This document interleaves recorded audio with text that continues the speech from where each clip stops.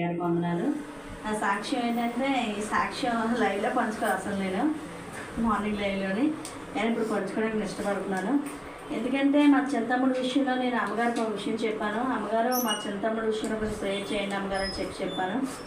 అయితే అమ్మగారు చేశారు. చేసిన వెంటనే గొప్ప అద్భుతంగా ఎలా అయితే ఆ చెడు వ్యసనంలో ఉన్నాడని చెప్పానో వారంతా వారు అక్కడి నుంచి ఖాళీ చేసి వెళ్ళిపోయారు.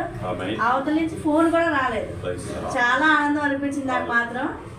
ఎంత ఆనందం అనిపించిందంటే ఏసయ్యా నువ్వు గొప్పవాడు ఏసయ్యా. మేమేమనుకున్నామంటే మా తమ్ముడు ఎలా అయిపోయాడంటే అవతల వాళ్ళు లేకపోతే నేను చచ్చిపోతాను, అవతల వాళ్ళు ఏమన్నా కూడా నేను ఉండను అని చెప్పి మమ్మల్ని బెదిరించినవాడు. దేవుడు తెలుసు కదా ఎలా ఏ ములు పెడితే ఎలాగ ఇది అవుతారని చెప్పి. గొప్ప దేవుడు. వారంతా వారే ఖాళీ చేస్తారు. ఖాళీ చేసి ఎటు వెళ్ళిపోయారో కూడా తెలియదు. అట్నుంచి ఫోన్ కూడా రావాలంటే ఇటు నుంచి ఫోన్ చేసినా కూడా బ్లాక్ చేస్తారంట. దేవుడి నామానికి వందనాలు.